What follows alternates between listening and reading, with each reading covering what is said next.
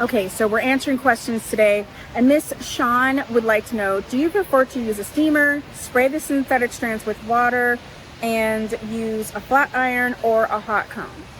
This is a question that has an answer that has evolved quite a lot since I've been starting to wear wigs. So if you want to know what my thoughts were, what they are, how they've changed, then stick around.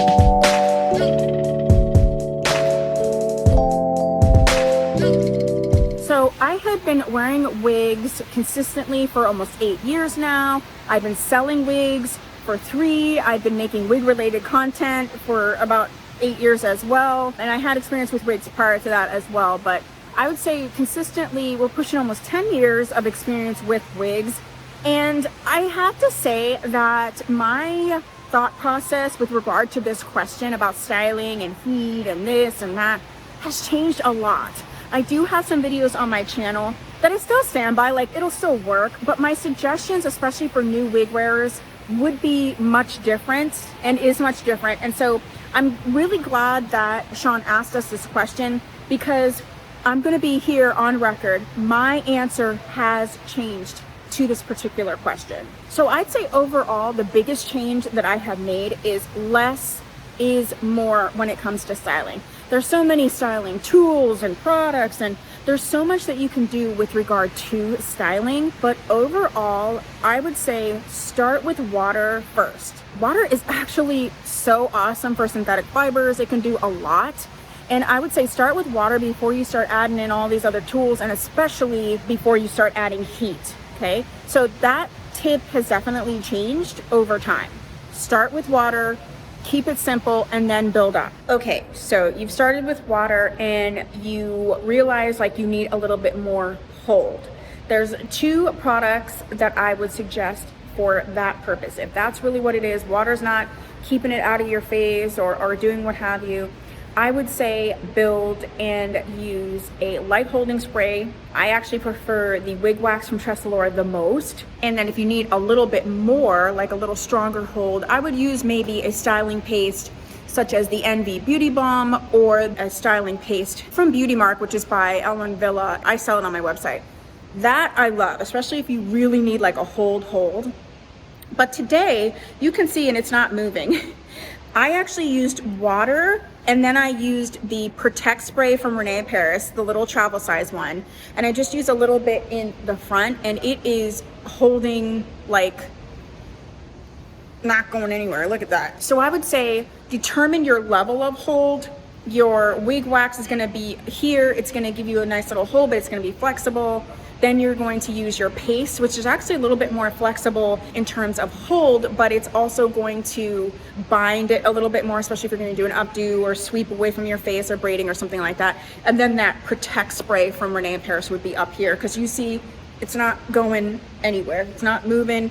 Wind isn't, I mean, obviously if you get a gust of wind, hold on to your wig, right? But in general, it's not doing anything. I would say after that, the last resort is heat. Even if it is a heat-friendly synthetic, I really actually suggest you use as little heat as possible, and you use it for very purposeful and very strategic reasons, because synthetic fibers, heat safe or not, are still synthetic fibers. Just like with your bio hair, if you overstyle it, if you overheat it, if you overprocess it, it's going to be a problem. So I would start with the least invasive, and again, for a particular reason. If, for instance, you want to, like you have scraggly ends or something like that, I would use the dual leave-in conditioner from Tressalora. Try that first to see if it revives the fibers. And then if it does not, I would then go in with the Renee Paris hot tool. This tool is designed, patented for non-heat safe, your regular non-heat safe synthetic fibers. So this is going to be the tool with the least amount of error. It's going to be the tool that is going to do the least amount of damage, and that you can use it on the most amount of wigs for the most amount of reasons, okay? I would just go in and use that tool with the dual leave-in conditioner. Renee Paris suggests using the Revive spray, which is amazing, especially if you're restoring. So if you're using this tool specifically to restore scraggly ends, goofiness, then go in with a Revive spray, and then I would let it dry, you know, spray it on, let it dry, and then go ahead and use that Renee Paris heat tool. You can also use that to curl and do things like that. Please, please, please, when you are heat styling your synthetic pieces, avoid changing it so much that it's no longer what it was before. If you only have a couple wigs, or if you know that like you have a wavy wig and you just hate it and you will not wear it unless it's straight, okay, go ahead and straighten it. But then like let it be straight. It's not like our bio hair. Like you're not gonna wanna like straighten it one day, curl it the next. Like you're going to diminish the longevity of that piece so quickly by doing that.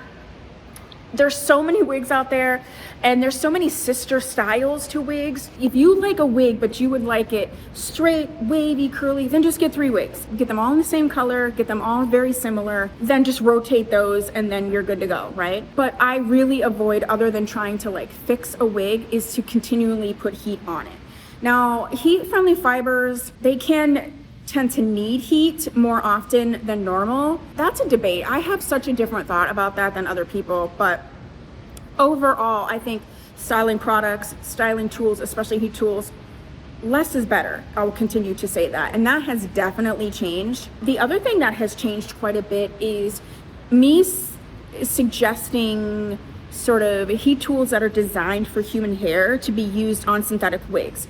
If they're heat safe synthetic, you can absolutely 100% use things designed for human hair for those wigs. I have done it. I had sort of a hot comb scenario and I have a video about that. I still like that tool. I still think that it works. But honestly, especially if you're a new wig wearer, I would suggest to get tools that are made for synthetic fibers. If you want something that has heat to it, that is made for synthetic fibers, go with the Cool Flow Dual Styler from Tressalore. It has a little flat iron, it has the barrel, and then it also has like this little fan. So for instance, if you are curling a wig and you curl it and you have the heat, normally you would have to like pin it and let it dry so that it would set. Because again, this is fiber, it's not hair. So you want it to set. With the Cool Flow, you put the little fan on and it will instantly set, which is really, really nice. So I would say get one or both of those tools and have those be what you're going to use for your wigs. They're designed for the synthetic fibers. They're made for them, okay? And so that is what I would suggest. Can you use products, hairsprays, styling creams? Can you use curling irons, things like that, that are made for human hair on your synthetic pieces? Yes, you can. Do I suggest them? I do not any longer. For user error, it can quickly go real wrong real fast. I used to use like the steamer method, and you can use that. Now that Renee Paris has that tool that's made for non-heat safe synthetics, don't do anything that you need to know too much about and that can be irreversible. That's just my 2 cents on it. Other people may feel differently. So I hope that that answers your question, Sean. I hope that answers all of your questions as well. If you have thoughts about this, especially with regard to like heat safe synthetics or anything that I'm saying, then put that down below. I would love to have a conversation about this. And if you haven't subscribed, please consider doing so. If you haven't joined our private Facebook group, please do. There's no drama in this group, but there's just support, there's community, we have giveaways. It's so fun in there. It's Tia Maria's Wig Hangout. When you ask a question in that group, people answer, okay? So thank you so much for watching. If you haven't given this video a like, please do so. And if you have, thank you so much. Do you have a question that you would like answered? You can go ahead and put it down below. You can email me at tia@tiamariawigs.com, or you can go into the private Facebook group and ask the question in there. I do grab questions from that particular group to answer, to make videos, to make blog posts on. So it's Tia Maria's Wig Hangout on Facebook. Join it right now. Okay, thank you so much for watching. Bye.